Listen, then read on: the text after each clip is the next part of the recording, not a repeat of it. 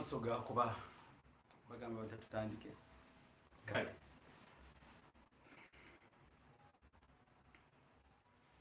Alright, a very good afternoon, good morning, good night. Mwasize mutyamu inaba na flash. Alight channel Uganda. Twebaza omukama obulamu bwatuwadde ate tumwebaliza ddala nti netwebuuza ffe baani abakyali abalamu ate ffe baani abaliwo. Kwa batusinga okumanya n'okutegeera abasinga baafa dda bwe tulowooza. Naye nga obusinga wabaawo ensonga lwaki ffe omukama tulekako nga tukyali balamu. Ate se omukulu Robert Maseruka me bagamba boba once a president you die a president nga makulu gakyo nti all the times byonna byobaddemu omukama tumwebaze bale kukuma bale kubaawo. Abantu bebaziza nnyo program gye twakola juzi last week ne bagamba waayo omusajja ono alimu omuzinzi ayinza okwenda no president ate oli agamba osana ofuga eggwanga era we nebaliza mwena abantu babatandise okujja now they are 10+. Thank you very much for joining us. Tulina Honorable Maseruka. Program gyemwagambye ono ajja kukolera president. Mwamusaba ekintu bagambye tokyuka. Sigala kyoliko, sigala ku muzinzi. Remain who you are, because at the end of the day, the world will appreciate. Alright, Johnson, believer Gambi, thank you for the show. Kali, kwetuli invite share the content gamba banoti kwetuli tutuse ne mukuru Maseruka Robert Guild President Makerere University his personal analysis kumberege na maso mu gwanga odwali okulaba n'abantu ababiri abeeyita abagezi abasinga mu gwanga twaga kwebuuza mu bagezi kikaki lwaki bajjevuna bannaabwe bwe tujide ku mponga budget procession egenda maaso oba budget review twebuuza what is it all about so tukwaniriza ku mukutu the flash ya channel Uganda. Amina sebone yanziza nnyo olw'omukisa guno ogumpeereddwa. Nebaza abatulabira n'abatuwuliriza mwebale nnyo mwebalire ddala nange mbasaba okusigala ku mulamwa nga nange basaba okusigala ku mulamwa ffenna tusigale ku mulamwa gwe gumu kubanga eggwanga ne tunaabanga tutankana waliwo ebiyinza obutatambula bulungi so nga ate eggwanga lino litwetaaga ffenna nga bwe tuli. Nebaza Katonda abo batuusizzaako ebirungi asigale nga abibongera ate n'abo abatasobodde mukama yongere okubabeera. Okay. Tumirako ab'emukono South. Oyo agambe abamukono MP South. Ab'emukono South mwenna Nakisunga, Ntenjeru, Mpunge, Katosi Town Council, Kisoga Town Council, Kome. Mwenna mbatumiddeko omubaka owa Parliament 226 agenda okuyimirirawo ku nsonga z'abantu mu mwina alina mu Rwanda. Era Katonda ng'obuyinza bwe buli tugenda batukako mwenna gye muli. Naffe tusaba mukama kutwera omukisa nga oleetedde eddoboozi byo eri abantu. Omanyi obudde obusinga tugamba tetujja wano ng'abamanyi kubanga bakakensa naye nga tuleeta kwolesa bwenyi bwaffe otubule gw'olowooza ki ate gw'olowooza ki mwene ensonga kugamba bwe tukwataganamu ne tuzimba ensi yaffe we shall be there. So mwena bannamukono mubaka wamwe mulina wano era nga bwaze bagenda okuddayo as talina damage no kudonga talina damage. So n'olw'ensonga eyo abaliko be sharing the information, invite the friends and tell the friends that mukwano gwammwe Maseruka Robert Guild President MP mukono South anna babantu obogula bagule bebeereta bokka nange simanyi tolina sente zobawo naye bagamba oli mubaka waabwe. So Ssegona yagambye nti yategeera yasoma musajja mukulu mubaka wa Parliament n'atugamba talina kusaninga bino okubajjamu omukono ate Ssemujju n'atugamba ye tasobola kuva mu Mpuga. Abantu bano anyway, what is your view? Webale nnyo webalire ddala. Okusookera ddala njagala kutandikira ku teeka lyennyini nga bwe lyayita kagambe poliisi nga bwe yayita nti obuzibu bwe tusanze ng'eggwanga lino nesaazi nekigenda maaso mu NUP nesaazi nekigenda maaso mu ggwanga buli obukadde 5 n'obukadde 4 ebyabulwa bwa commissioner ezitotolinga up ku 1.7 billion. Yeah. So sente zino abantu bangi bazikubizaako ebirowoozo ebyenjawulo naye nze mu kulowooza kwange essaawa zino ensonga eriwo eri wakati whether the issue is moral or it is legal. Nze njagala nnyo abantu abanoonya naddala abanoonya akalulu mu bantu nti bwe tuba tutuuseeyo mu paalamenti ate tuleme kwogera twogere ebigambo nga bwe twabyogera nga tukampeininga. Bwe tuba tukampeininga abantu bano tubategeeza nti bannange enguudo mbi era twetaaga okutereeza enguudo. Bwe tuba tukampeininga tutegeeza abantu bano nti bannaaye amalwaliro getaaga okutereeza. Bwe tuba tukampeiningira abantu bano tubagamba nti bannange amasomero gaffe getaaga okutereeza n'aga gavumenti ewaffe tegaliiyo era matini ddala abantu tebasobola bisale. Bwe tuba tukampeiningira bano tubategeeza nti bannange abazadde bamaama tebalina we bazaalira. Bwe tuba twogera ebituuka bannaaye emisolo mwe tegibatuukako amafuta mugalaba galinnye. Bye bigambo bye tubuulira abantu nga tukampeininga. Kyokka ekisinga okutuluma nti oluvannyuma lw'okutuuka mu paalamenti ebintu nga bino bwe bibaawo twerabira eri manifesto twerabira ekyo kye twagamba abantu. Akasente kazibikira amatu. Nti kati essaawa zino twabifuddeko ensonga eriwo ensonga y'amateeka. Omanya amateeka? Bambi n'osanga nga mu byalo byaffe abasoma amateeka batini nnyo. Ate nga batini nnyo. Gwe mutuka tobabuuza mu mwasoma amateeka nga yagasangawo. Lwaki ne mukozesa ebigambo byebimu nga mukampeininga nti bannaaye nze gwe mulaba wano nasoma amateeka era mumpa akalulu. Naye bagamba bw'oba okampeininga otubuulira biki biruma abantu era n'osuubiza tyogenda bikolako. Ebitaano we bijja n'otubuuza oba tumanye amateeka ate ffe abaakulonda. That's very true.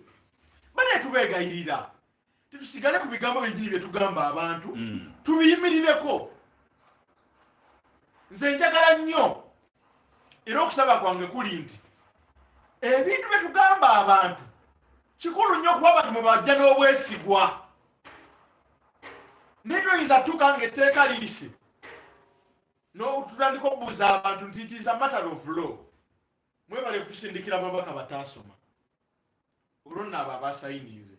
So okusaba kwange kuli kumu nti ebintu ebisinga nga bwe tubigamba abantu tuyimirirewo kuba toli gwotegeeza amateeka ago mangi. N'ekirala n'abantu abalala baasoma. Ffe buli omu n'atukwatira buli anajja n'atukwatira wowe tutamanyi nti kati gwe olw'okuba tomanyi mateeka n'ekiwandiiko ne bw'okulootera tojja kitegeera.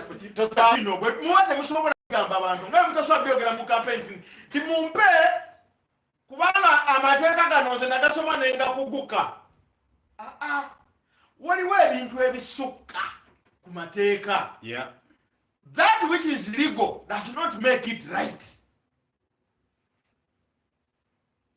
Nti yes mwebale nnyo mwebalire ddala ebitaano byayisibwa.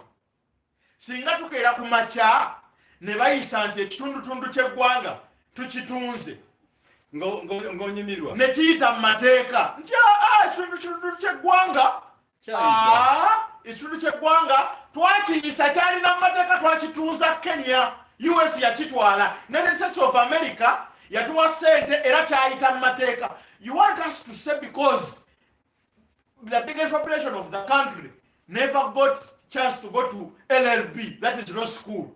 Olwokuba tebagenda ku law school, so it is okay. Olwokuba kyayita mu mateeka. That is not cut on. Exactly. So even if it is legal, it doesn't give it the mandate to be right. No guarantee. We have seen laws passed in different countries. Apartheid was law. You're not supposed to sit even near me because you're black. It doesn't make it right. Slavery was right. Jim Crow's laws in the United States of America, they were right. Abaddu government temukiriza kuliraana mweru mu restaurants, mu masomero, mu health care nga balina okubyawulamu n'okuwasa nga tokkirizibwa n'okuwasa kinene nga tokkiriza kuwasa naye nga ne mu baasi abaddugavu mu abatuula emabega. These were laws that passed the parliament. By the way, to cut you short, the first lady ayamenye etteeka eryo yali muddugavu. bwe yayingira bus n'agamba nja kutuula mu maaso teeka. So some of these things are beyond law. Ebintu ebyo tetwetaaga kusooka kutuula wansi na kubituyigiriza nedda. Kyova olaba omwana omuto ku myaka emito gwe batannagamba nti tobbanga bw'anoona ku sukali nga tebamuwadde akweka engalo. Mulimu ye alaba. It is natural, it is moral. Kirimu ggwe nti nkutte mu sukali naye mama bwankwata nga teri yagambye tonawulako tebakubyeyo n'ababbi essasi. But it is in you, mate, chibi. It is in you. Yeah. So you cannot come up and reason out law.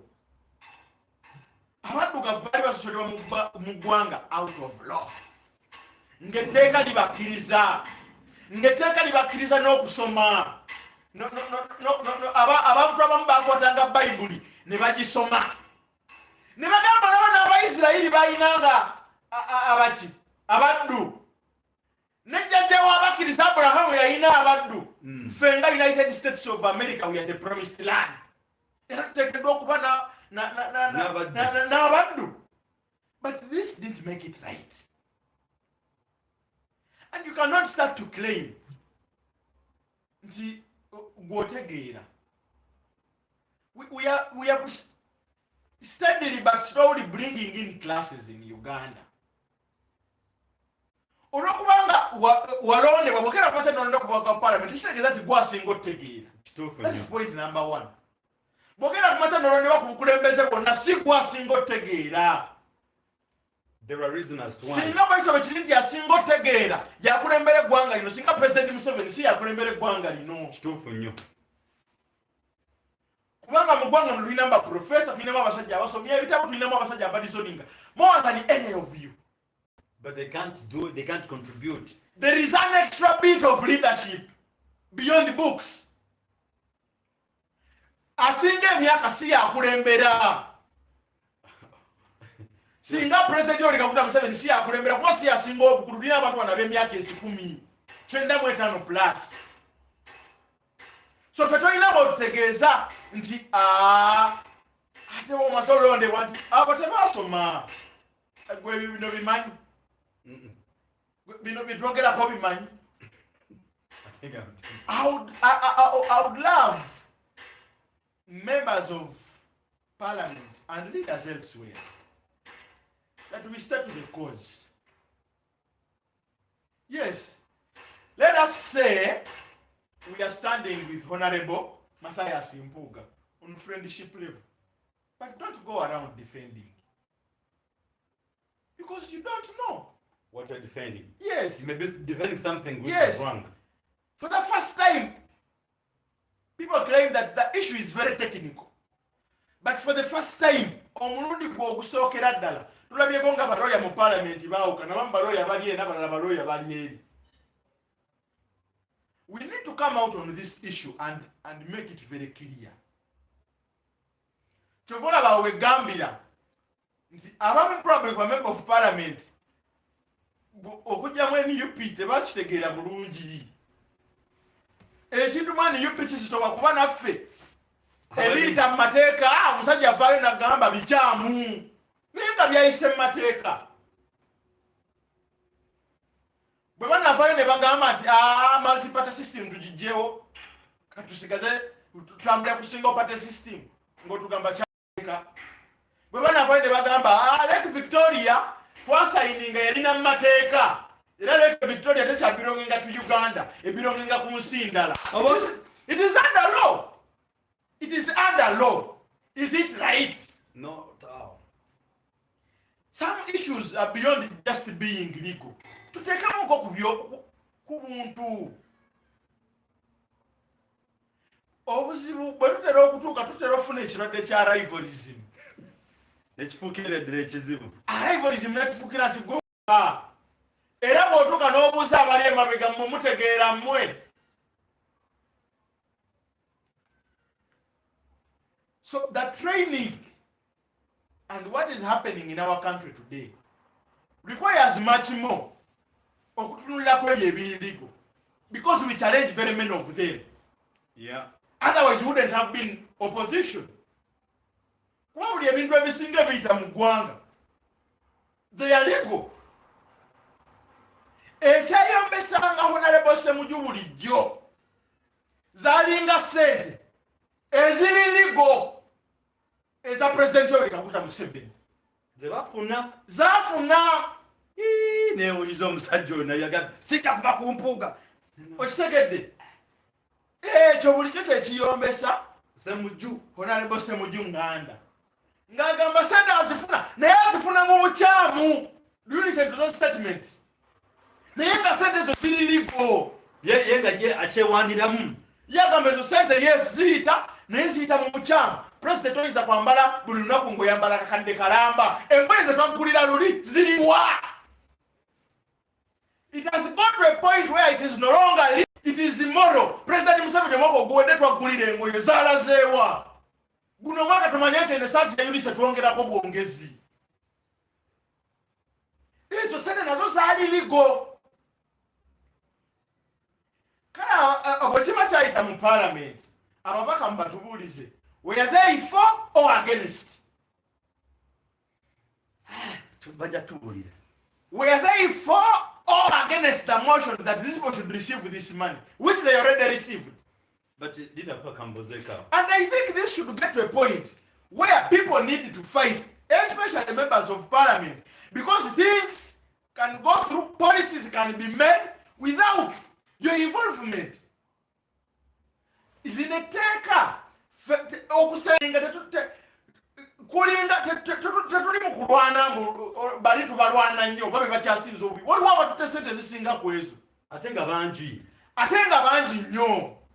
Ekigambo kiri bwe kiti nti ng'abaka ba palamenti bateekeddwa okuvaayo balwanirire eddembe lyabwe n'okutuula kwabwe mu palamenti nti ebintu tebiyitawo nga tebabiteesezzaako.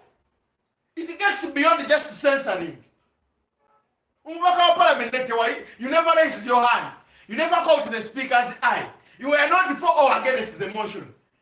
Police neeyita, they are supposed to receive the money. Where are you? What is your role?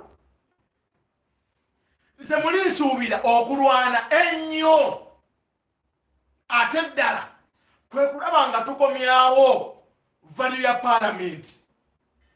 Nti ebintu nga tebinnagenda ababaka ba palamenti basooka bikubyako birowoozo ne babirowoozaako. But no, katolaba, one thing I realize in my country nti all policies ziri oba ziyitawo basing on an individual's interests and the decisions being made by an individual. Because we believe that policies, in actual sense, in intellectual way, oba mu byokusoma, twaita policy eyina okwayo oyo omuntu aliwo katikati omuto natanaba kuzaalibwa. That's how the policy should be. But this government, their policies, they are on individuals' interest. Muntu wenagamba mbadde bitaano nendeta motion yange munagiyisaawo.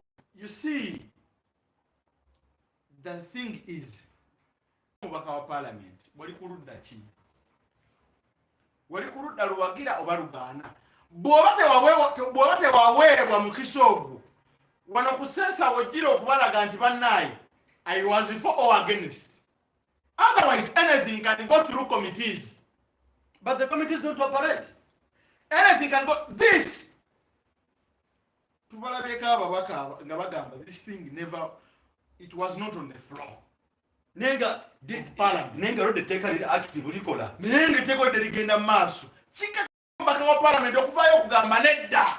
Mwaliisaawa. Tulina buzibu kale muliyise. But as a whole, mwenna agree. How come abambagamba we don't know tetumanyi. When you about how big you are, how you started with the law. Police is a policy. The police, yo yayita. Omubaka parliament esasa nateekeddwa okuvaayo okulwanira ekitiibwa kya parliament kyebintu tebiyitawo nga tetubyogeddeko nga we have not put a statement onto them. Which means this country can be sold in a few minutes. When things have been agreed upon, not in the parliament, and some people will be okay with it.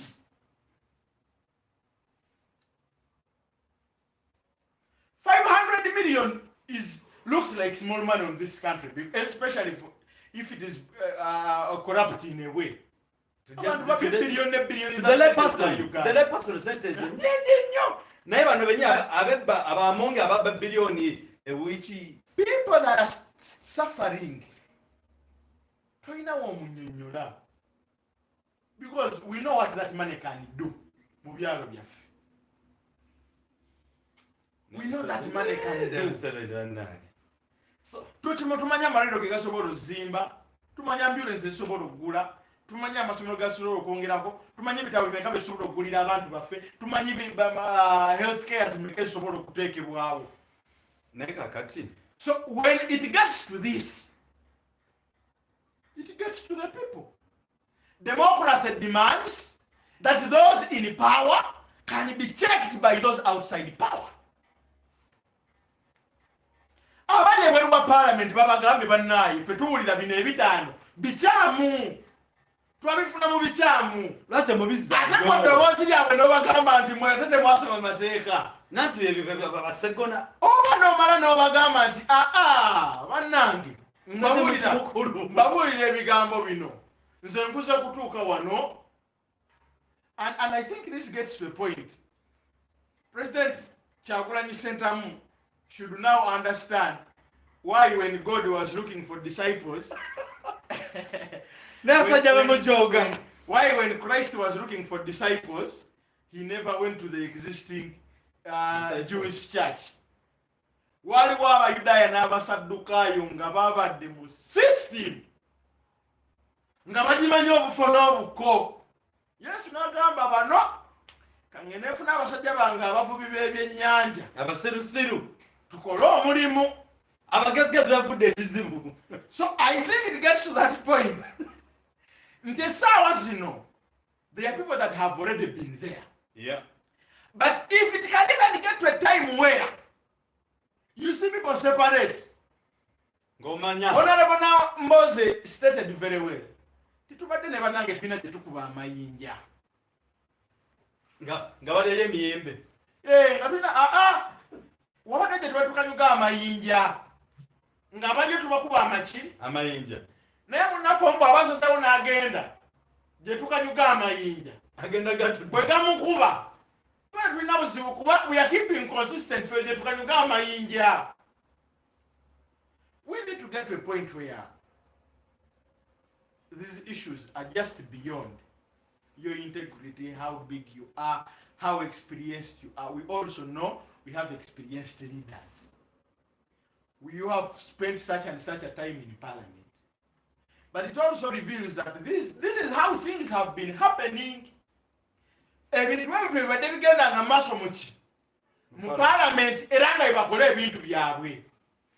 it was not for the parliamentary exhibition,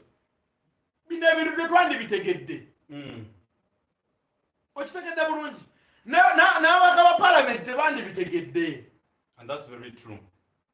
But because of the exhibition, sentence was Afruma and it got to our attention. Why wasn't it in news before? It is now that we are seeing papers being written. Do you think a person of a Honorable Matthias in Mpuga wouldn't have brought those documents from the onset? Why not?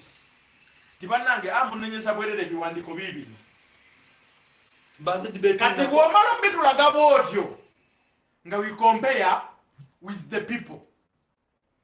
Are people interested in what is going on? We are for the people and for people. We are for the people and by the people. Democracy demands in the say. We have to play the watchdog policy to those that are in power. We are going to kuchikira for tugamba sente nchama. Otunyo damateka gonna tugategedde. Naye nga batugenda okuyimirirawo ng'ensi yaffe bagitundamu ebitundutundu bibiri. Nga batuyimirirawo nga leke Victoria etundibwa. Ne bwe kiba mu mateeka kitya feno mu bantu kiba tekijjaayo. We don't see it fit in our minds. Naye kambuzeemu kanaka. So we can stand against it and say kyakolebwa mu ngeri ey'ekikufukufu tetwagitegeera ffe ng'abantu bakulembera tusaba ekintu kino kyakolebwa mu bikyamu era kiddeyo era ne kiddayo. and if you are for the people ekintu ekyo kiba kirina okukola okuddayo. Absolutely. But when we get there now things stand to be very different. I love people that are standing with Honorable Matthias Mpuga. Je bali nabo abayimiridde naye ono principle nti ono mukwano gwaffe, ono kyali waffe, tubadde naye okumala ebbanga. That is understandable nti muli naye kubanga mubadde naye okumala ebbanga. But if some of the people also can get to a point where tukuze naye ensonga eno nkyamu, and they have also signed, it gets to a point that is very disturbing. Abantu abamu nga bayimiridde for, of course we cannot all agree, but abantu ba Uganda bademandize nti ekintu kino kyayitawo naye mu ngeri ffe gye tutaategeera. So abantu ba bulijjo bateekeddwa okutegeera nti ebintu ebikolebwa essaawa zino mu parliament bitukwatako nga ffe abantu, era tuteekeddwa okuyimirira ku lw'abantu kubanga abantu abo beetulonda. Kibadde kiteekeddwa kuba nti abantu bonna ab'eggwanga bateekeddwa okuyimirira ne bagenda mu parliament, naye tekisoboka. Tetufa tulondayo omuntu omu akiikirira abalala bonna mu bbendobenda eryo lyonna okusobola okulaba nga abakiikirira mu palamenti. Kitegeeza ebigambo byonna by'oyogera ne by'oteekeddwa okusaakasira tebiteekeddwa kuba bibyo. Liteekeddwa kuba ddoboozi lyabo abantu. Wabaawo ekyetaaga okuwabula owabule. Wabaawo ekyetaagiddwa okuwabula owabule. Naye ng'eddoboozi ly'abantu lisigadde liyimirire nti bannaye ffe tuli ku nsonga eno era efaanana bweti era ffe tuyimiridde bwe tuti. Kitegeeza kikakatako nga gwe omukulembeze waabwe bw'obannyonnyola ne batabitegeera nga gwe bw'osinga kwagala kubanga tesobola kwenkanankana mu ntegeera. Kikakatako okukakkana wansi owulire eddoboozi lyabwe na biki ebibaluma okukwoba osinziira okukola okusalawo okwo mu palamenti.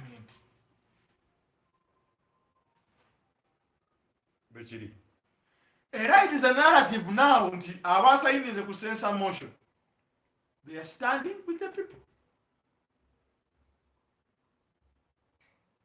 Obudde bwakubuuza nti omubaka waaliwa. Naye ababaka batuza banaddayo abasinga. Abantu be balina okusalawo munnayo, manye abantu basalawo nnyo kinene nnyo. Naye bwebwa obuzibu nti ababaka ba palamenti abakola omulimu gw'obubaka bwa palamenti ffe tuliko okubeebaza bulijjo kuba omulimu gwe mukola tugulaba. Naye bwe kituuka ku kisa eriyimirira n'abantu tubeetaaga nnyo n'okusinga ekintu ekirala kyonna. Twetaaga nnyo muyimirire n'abantu mu kiseera muteekeddwa oyimirira nabo. It is okay to separate with people on principle. Kibannaye kino kitwawukanyiza naye tukwatagane ku kino. But abantu nga bali mu kusaba eddoboozi lye erisembayo, abantu nga bali mu kulwana okusobola okulaba ng'oyogera ebyo banditeekeddwa okwogera singa babaddeyo, nga bakusaba nti bannaye omulundi guno gwokka enguzi eno bayinza okuba batutte nnyingi naye katutaase zino. N'ogamba nze nasoma amateeka. Nze singa okutegeera. Oba obaleetedde okemmentererwa mu mutima. Nawulidde bubi nnyo ng'omusajja ajevuna ba MP banne. Era mugezeeko okuyimirira n'abantu bammwe. Ate bwe bityo bwe bibeera. Buli wayimirira n'abantu ebibeera mubagenda nabavuma obutategeera. Obusirusiru. Abo tebalina magezi. Ye bano baavaawa. And that is okay.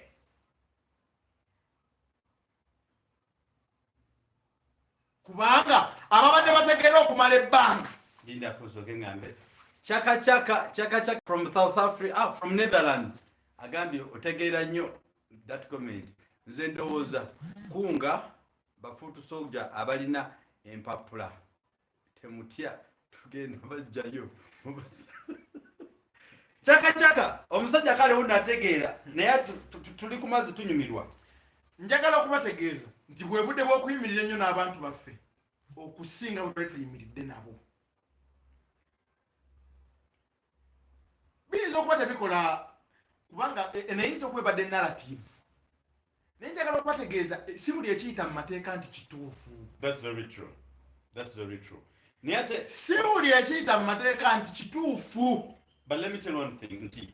The problem we are facing apparently, ba member of parliament, that house, baina ekizibu kiri kimu nti bw'olutuuka bagenda balina amagezi naye ate ono niga n'asooka bajjamu obwongo bwabwe n'abuteeka mu byenda ne babulya n'addira ebyenda byabwe n'abiteeka mu bwongo bwabwe, because I don't see any harm. And this is chaka oliddawa mbulira abantu ba Uganda abalonda parliament buli omu bw'obojja obaako n'ensonga z'okuona ate nga ze zikuleese okukiikira omuntu wa buli zikuleese. Abantu baba bakusindika lwezo nsonga z'obabuulidde. Abantu tebatulonda lwa bitabo byaffe. Absolutely, I agree with you. Kubanga singa baali balonda ba bitabo, singa balonda baki ba professor, singa balonda ba dokita, singa balonda ensonga eyo bwetyo. Naye abantu batulonda kusinziira ku bitabo, batulonda okusinziira tugenda beera eddoboozi lyabwe nga tutuuseeyo. By the way, Council Ken nzijukize mukwano gwange ono chaka agambe she is there live from where? Hemisphere? From UK. Kale chaka omusajja ono golaba tumuteekateeka anytime is coming and as MP of Mukono House, and is the Guild President Makerere University. Kakati fe tugamba guno mulembe mutebi mulembe muagulanyi tulina okuzimba bannaffe tusobole okulaba nti they are also there where we want them to be. So nolwezi kyongeeyo chaka abaana atugulira t-shirt abona otugula ebipande. So let me tell you, the best way to go is to start this, because by MPs they've represented themselves, not the interest of the public. And that's why you see, we are trying to identify people who can help us and represent our issues, probably.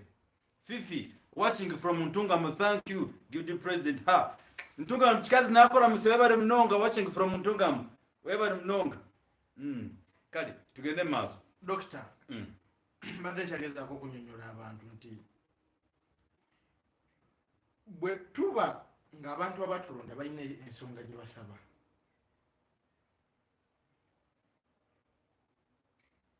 nga bagikonyeeko essira okumala ebbanga eriwanvu, ensonga ne badde mu ddiiro okumala akaseera akawanvu, naye essaawa zino abantu bali mu kutusaba bagamba bannange ensonga eno kituufu yayita naye mutuyambe mu nsonga eno. That which is legal does not make it right. Amateeka mangi, ate nga amateeka mangi ddala gayisa okumala ebbanga, naye amateeka gano tuba tugalondodde kitegeeza twekubye ffe nga bannayuganda. Bwe banaakeera ku makya ne bagamba nti twagala okubategeeza mwenna nga bannayuganda nti okuva n'olwaleero tusazeewo nti ekibuga kya kkolero kyo byokka, era tubasaba mwenna abasobola mutambule muve mu bibuga mugende mu byalo. Itteeka nga liyita. Now let me tell you, there's that lady, she's called Lydia Natolo, she's best live in USA, and she's on girl child education, and she's the first African lady in the University of California. Oh, greetings to her. Yes, and she's such a brilliant and intelligent lady. So Natolo Lydia, thank you very much. We totally appreciate it. Thank you for your time. and for watching us. Fekwetwa no mugwanga ne nono guild mukulembeze wa Makerere University kati uno wali anytime is standing as an MOP of Mukono South. Together to some issues. Lwaki Ssegona agamba lwaki Ssegona agamba ye mugeze nnyo, lwaki agamba yasinga okutegeera abasigale tebategeera. So we are not confused, but we are wondering, should we wakusabika batasoma mu parliament yagamba yasinga okutegeera mu parliament twetagayo abasoma naye kyenjagala okutegeeza nti democracy that does not bring us the most qualified people. Yeah. Yes? Very true. Democracy does not bring us the most qualified people. That's why my demand is, you're not the most intelligent. You're not the most handsome where you're coming from. Yeah. You're not the richest where you're coming from. You're not the most professional where you're coming from. You are just elected. Tubagamba obukulembeze busukka abantu batunuulira endowooza yo. Ne interests zo. Ne interests zo. And whether their interests through you, they can be achieved. Oh yeah. Oh yeah. In the United States of America, for a long time, women were not allowed to vote. Because they were taken to be second class. Women, black men, and black women. Categories is necessary.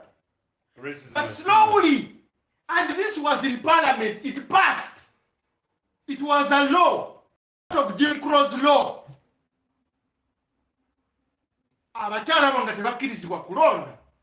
Was it right? It was wrong. Did we have lawyers then? Yes. Did they debate about it? No. They debated about it. So they were ever power. So the thing is, you can still sit as lawyers, as people that know the law, and still come out with the wrong conclusion. And that should be okay. Because it has been debated on. Yes. Musa wale okutuula ne muteesa committee number netuula netumaliriza nga we have come out with the wrong conclusion. Yeah, Lydia, yes. And the people outside have the mantle to say, whereas we sent you to speak for us, this has been brought, but it is not for us. Abantu batuula ne babiteesako ne bijja mu bukyamu. Abantu bagamba nedda mwateesezaawo, awo temwatuyimiriddewo, awo temwatukiikiridde bulungi. So mmwe ng'abakiikirira abantu kibakakatako nnyo okuvayo ne mufuuka eddoboozi ly'abantu. Slavery was right. Apartheid was right. Slavery was legal. Apartheid was legal. Women not allowed to vote was legal. Black men not allowed to vote was legal. Black men not allowed to share, even sitting near whites in restaurants, was legal. Slavery was legal. It was under the law in the 1,000 states of the United States of America, and that did make it right, even after having been legal. Yes, you can sit. Yes, you can agree. And all that you have agreed, morally, it is not right. Abantu abatukiikirira nabo babeere mu, they should accept nti olumu kituufu tutuula, and because you are human, things come out wrong. Yeah. When the public comes out to demand for what is right, and it demands for their voice in a way to be put onto the policies that are being debated about in parliament, it should come with an understanding that these people are not coming out because they are not informed about the law. It should not come that these people are the most drunkard. It doesn't mean they are not professional. It doesn't mean it is because they want their voice. You've forgotten one thing. It doesn't mean that we are hooliganism. As Exactly. they say. Yeah. era gwe olwokubanga oyawukanye nabo mu ntegeera gwe tekikufuula mugezi bo ne babeera abasiru nanti be Ssegona because we have different when mindset. when we need to put a voice to what we think that people of the country of Uganda, this is what we need as a country. Kino kyetwetaaga have sent representatives. But representative tuba tumene manifesto efaanana bweti. Muyo mwe muli okulwanyisa enguzi. Muyo mwe muli okutuleetera service delivery ewaffe. Muyo mwe muli okuturepresenting even international. Absolutely. That is required. Bwe tutuukayo ne tutandika okukola ku nsonga zino ezitutumiddwa, abantu abagezaako okufulumya eddoboozi lyabwe okuliwulira abo abawetula ne babakiikirira, bwe mwesanga nga temukwataganye kubanga n'ekirala si buli omuntu yakuwagira gy'ova. Gwe okutuukako mu paalamenti kitegeeza olina eddoboozi ly'abamajority. Okutuuka mu bukulembeze bonna wano e Uganda tekuva ngo eddoboozi ly'abamajority. So bamajority baakulonda naye si bonna. Abo batakwatagana nabo bwe bavaayo kuwabula. Don't insult. Si gwe mugezi bo basiru. Because this is leadership and it is democracy. Nze ndowooza ng'abantu era ng'eggwanga lino tuteekeddwa okuvaayo okuyimirira n'abantu baffe bwe kirina okuba. Bwekityo bwe kirina okuba. Bw'abaayo ng'olina gy'oyimiridde, abantu bo nga tebayimiridde naawe, b'okulembera nga tebayimiridde naawe, ddayo wansi, ddayo obannyonnyole. Tibannaye bwekiti bwe kiri, era bwekiti bwe kiteekeddwa okuba, era nasaseewo bwenti ku nsonga bwenti. Naye bwe bakuwakanya tekitegeeza nti gw'osigadde kubanga gwe abasingako mu ddaala. Tekikufuula mugezi era bwe okubeera abasiru. Otherwise kijja kuleeta classes. Absolutely. N'abantu okwetioninga whether parliament ddala ekola nga bw'eteekeddwa. All right. And that's very true. Mwena baliko mbebaza chaka abuuziza nti whom are you replacing in Mukono? Bamwita Honorable Kayondo Fred. Chaka Church are replacing a Honorable Kayondo Fred. Mbu yali asimanyo ba yali nange nenga bwempulira that he has not paid allegiance to why he was put in the parliament. Maybe he's doing his own things. Kakati amwena batula ba Lydia Nato from USA. Thank you very much for joining. Nama abasigadde. Mwembebaza mwebale kutambula munaffe because the more the voices the better. Because abasinga abali basirise bali kubyabwe. Nenga when you come up with different people, different ideas and different voices, that's the only way we have to go. So no ensonga eyo nenkwebaza olwakadde sebo kotuwa nga tumaliriza. You as a person, as the member of parliament to be, or as an individual, omukulembeze owe Makerere, this budget review gye tugenda mu essaawa zino oba egenda okusomera obunaku olw'enkya any time from now, gwe nga kinoomu, what is that you would wish to be discussed, all an increment basente balizongedde muki mu byokulya, mu byokwebaka, mu byenguudo, mu byensoma, mu byobulamu, where do we wish? And tukubemu ne torch webongedde zine sente, because we have to come out and keep advising this government, because it seems they have people who are not ready to advise them and to get them amidst challenges ezigenda maaso mu ggwanga. Bintu byali badde bitya ate tuwunzike nga tugamba nga tusooka okusaasira mukwano gwaffe maama waffe Lena Zedriga ayafiiriddwa mu tabanyiwe era okuziika essaawa zino okugenda maaso Terego. Yes, so that burial in service is taking place apparently, and we shall be there. Okunyonnyola kikulu nnyo oline abatwa Luganda wange luzibu. Omulindo ogusooka osobola okumuddira edda n'omunnyonnyola. Teaching is learning twice. Omanye n'endowooza z'abantu bagamba gwe n'okumanya endowooza z'abantu mu kyalo bogenda okukiikirira ne bavaamu ate and at the end of the day they believe things will I think adagona kweri ensonga nti abantu valina obasomesa nobabulira nti kino nakikoze ku lw'ensonga bweti bweba tebategeera ti sinobaddira n'omulundi ogumeka ogwokubiri naawe gyoko mukinyonyola kyategeeza gyokuma okukikola ki okukitegeera and that is okay. Yeah. And that's very true. So according to the budget, I think what is the most important bit of the budget are not the sums of money. The parliament needs to put a procedure through which these services are going to get to the people. Eyo yokeyo methodology eyo ngeri ebintu ebyo gye bituuka bw'ebeera streamlined bulungi, that will work. So the most important thing is, will this money serve its purpose? Yeah. Sente zino zigenda kukola omulimu gwe ziweereddwa.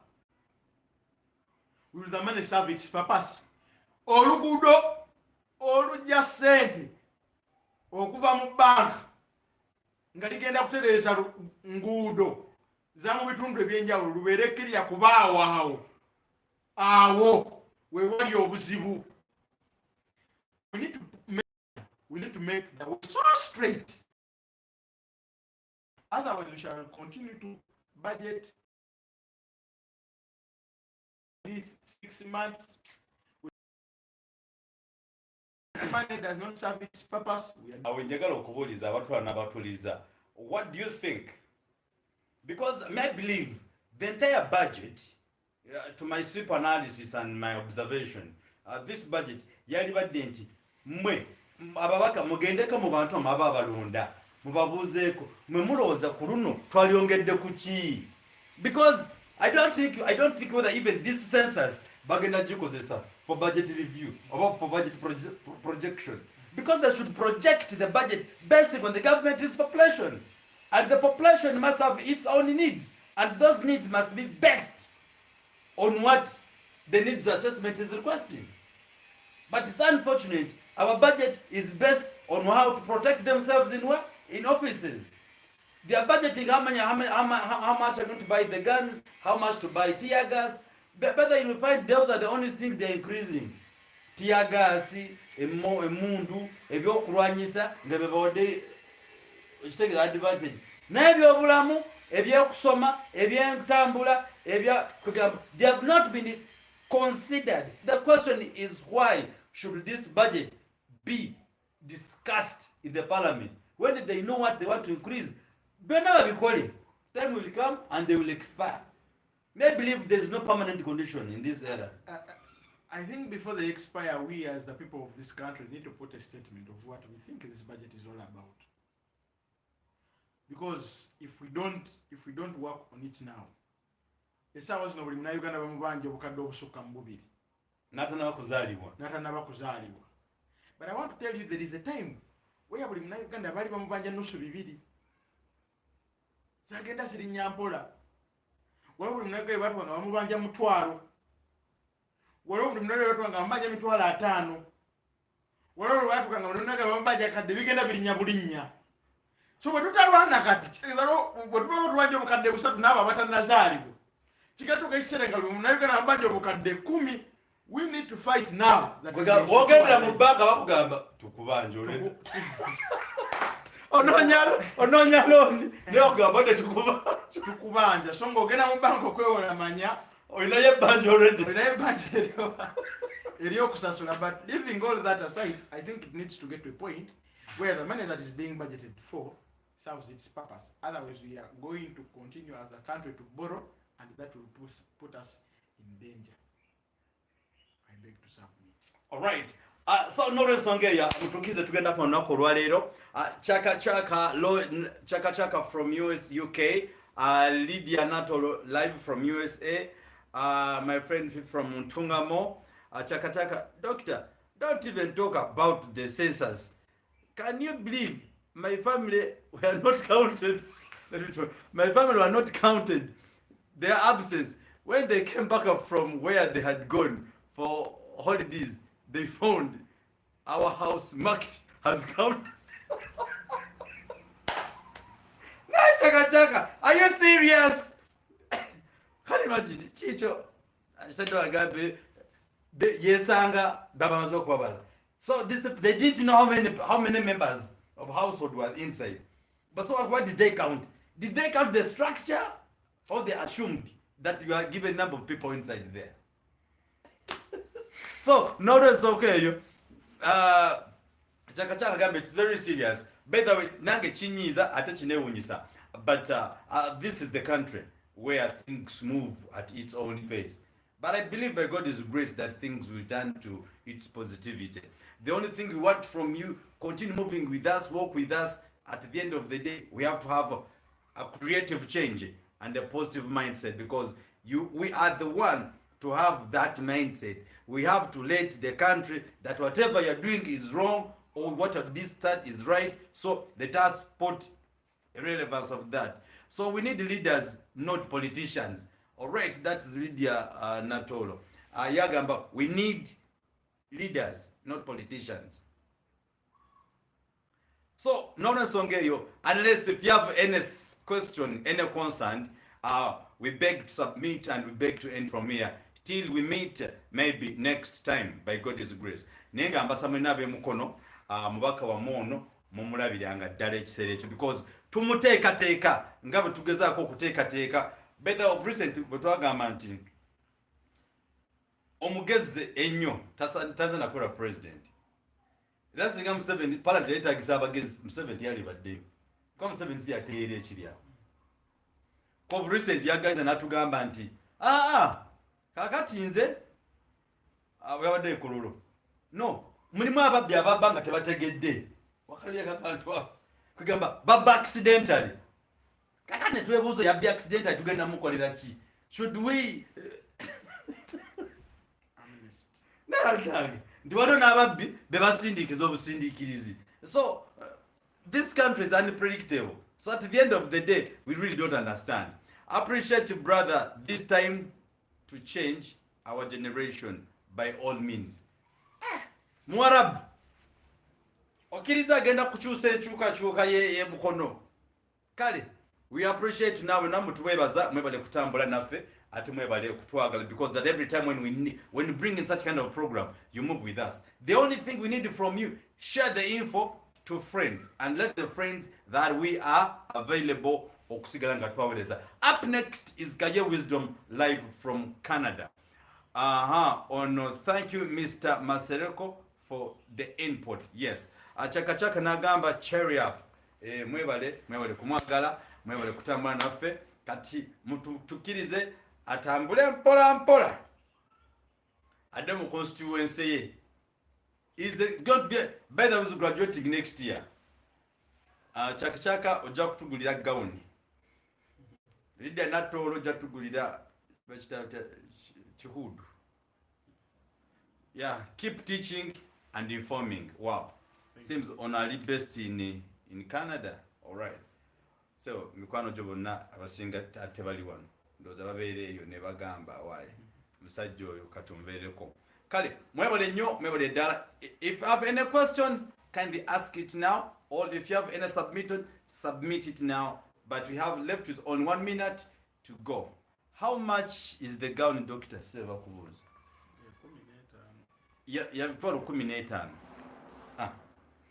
Chaka huyu. How much is the gown? 150. Bas. By the way, I appreciate you people. Mabatambula naffe.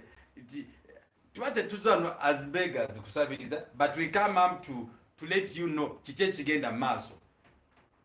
So nolweso ngeyo omukama Katonda owekisa netendo mwenna nze abankumire. Any question, any supplement, any submission? 1 minute now. Omukyala Natolo omuleta ddi Natolo twabadde naye ekiro and she will be back on Sunday at 7. So Natal should be right back on Sunday at 7. So Natal ajakuba komao ate naye awayemu. Onomita Peter Muhindo. If every village gets a speaker like that, if every village gets a speaker like that, man, Waiswa, Uganda would have been changed yesterday. Thank you, Onagambye. Thank you. Kale, mwebale nnyo, mwebale ddala. Mutukirize, tugende tuwumule. Lydia Natolo should be there on Sunday. Nani ne Kavi Boston will be there. But up next at 4:30, we are going to be having Kayo Wisdom live from Canada. Katondo Chanetendo abankumire mwena. Any question, you can go through that number of mine, 772-915-165. Jazz up. Okay. Kali. Mubaka we mukono kagende naye afune byagenda okukola ebirala nange muzikirize ngende ntetenkanye tulinde tugenda okukola ebirala mubere bulungi mwenna Uganda from diaspora. Just God bless you for us. See you when you see us next time. Katondo Chenetendo abankomire mubere bulungi. We sign out.